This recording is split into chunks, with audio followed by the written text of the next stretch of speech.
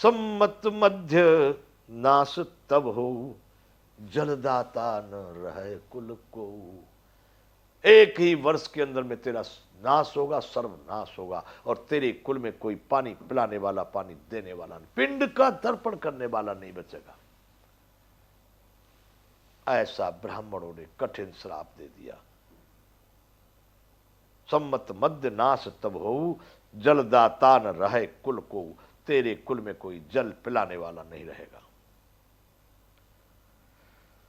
नृप सुन श्राप विकल अति त्रासा, भई बहोर बर गिरा आकाशा।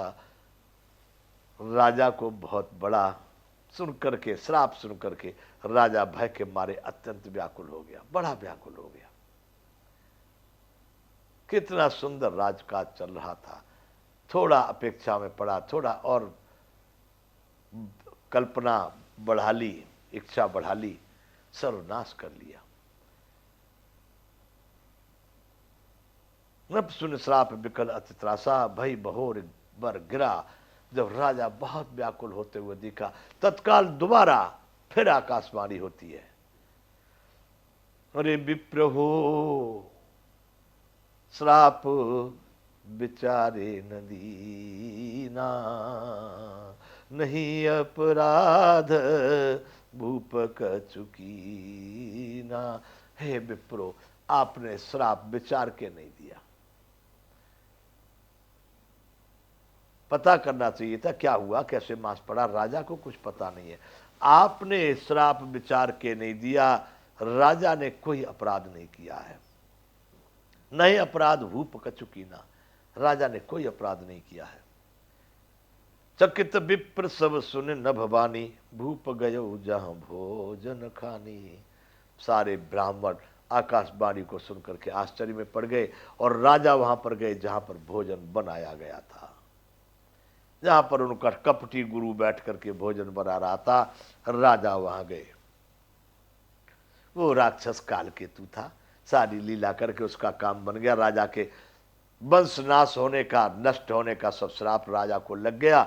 जब राजा ने जाके देखा रसोई में, तहन असन नहीं विप्र सुआरा, फिर राहो मन सोच अपारा। न तो वहां पर वो कपटी बाबा जी मिले, न कोई परसने वाला, न कोई बनाने वाला, सब गायब। जब कोई नहीं वहां पर मिला, राजा ने आकर के जब देखा तो राजा के हृदय में बड़ा भारी सोच, फिर उराव मन सोच पारा। मन में इतना भारी सोच के कितना बड़ा धोखा मेरे साथ हुआ। सब प्रसंग महेश्वर ने सुनाई, त्रसित परे अवनी अकुलाई।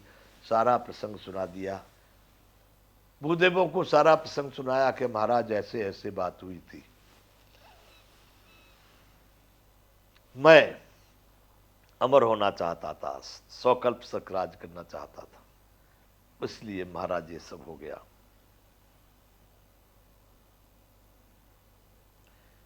सब प्रसंग महेश्वर ने सुनाई, त्रसित परेव अवनी अकुलाई।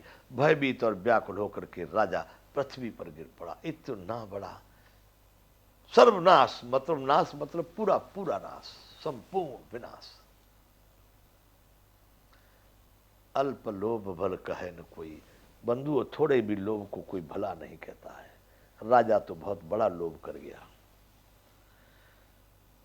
ब्राह्मण लोगों ने देखा, बड़ा ब्राह्मण भी सोचे भूल हो गई, लेकिन ब्राह्मणों का श्राप न नष्ट होता है न वापस होता है। 174वां दोहा बालकांड का। भूपति भावी मिटे नहीं, यद्यपि न दूषण तोर। राजा होनहार मिटता नहीं है, मान लिया यद्यपि तेरा कोई दोष नहीं है, परंतु किए अन्यथा होए नहीं, विप्र श्राप अति घोर। राजा कितना भी प्रयास कर ले, लेकिन ब्राह्मणों का श्राप बड़ा घोर होता है। ये प्रयास करने पर भी निष्फल नहीं हो सकता, अर्थात तेरा कुल 1 साल में नष्ट होगा ही होगा, और तुम लोग राक्षस बनोगे ही। अस कही सब महिदेव सिधाए, समाचार पुर लोगन पाए। भूदेव लोग तो इस तरह का श्राप और आशीर्वाद दे करके चले गए।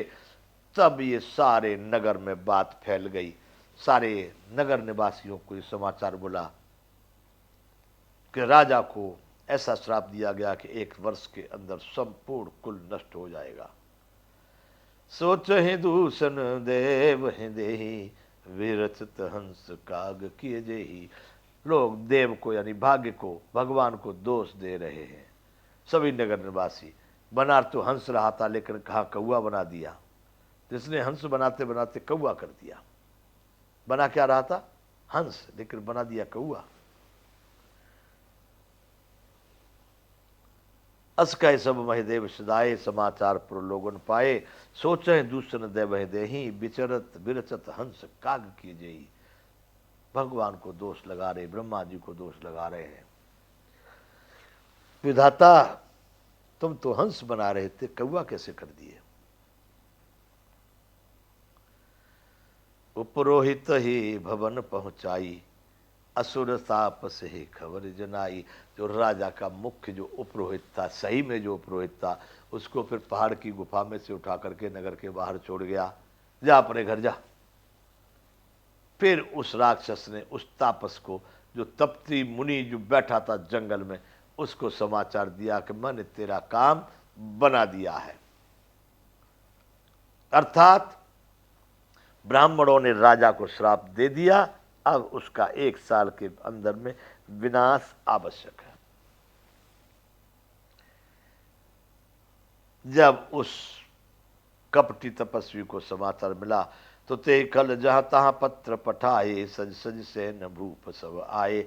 उसके जो पुत्र राजा था, राजाओं से बहुत उसका परिचय भी था, बड़ा राजा था, तभी तो नहीं मिला, छोटे मोटे सरेंडर कर गए थे। उसने सभी राजाओं को चिट्ठियां लिख दी कि आओ अब समय आ गया है, प्रताप भानु का समूल नाश होने वाला है, आप सब लोग आक्रमण करें, प्रताप भानु रण में हार जाएगा। सब जगह सज सज सेन भूप सब आए। भूप लोग, सेना सभी सज सज के अपनी अपनी सेनाओं को लेकर राजा प्रताप भानु के नगर पर आक्रमण कर दिया। घेरे ने नगर निशान बजाई, विविध भांत नित होए लड़ाई। बजा बजा के अपने ढोल नगाड़े उन्होंने नगर को घेर लिया और नित्य प्रति अनेक अनेक प्रकार से युद्ध शुरू हो गया। जूझे सकल सुभट करे करनी, बंधु समेत परे नृप धरनी। सारे उनके वीर लोग थे, अपने युद्ध में लड़ते लड़ते, अपने कर्तव्य का पालन करते करते सब के सब मारे गए। और राजा भी अपने भाई अरिमर्दन के साथ और धर्मरुचि मंत्री के साथ सब मारे गए, एक भी नहीं बचा। सत्य केतु कुल को नहीं बाचा, विप्र श्राप के में होए असाचा। सत्य केतु के घर में कुल में कोई नहीं बचा। ब्राह्मणों का श्राप कहां से झूठा होगा?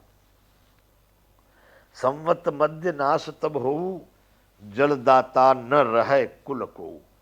1 वर्ष के अंदर उनका नाश हो गया, कुल में कोई भी पानी पिलाने वाला नहीं बचा।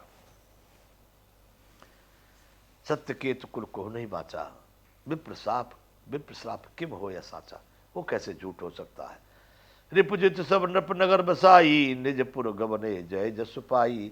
सभी राजा लोग, जब राजा प्रताप भानु मारे गए, सब अपना अपना व्यवहार, अपना अपना जो जिसका अधिकार था सो अपना तैयार करके अपने अपने नगरों को राजा पीछे लौट गए। अब राजा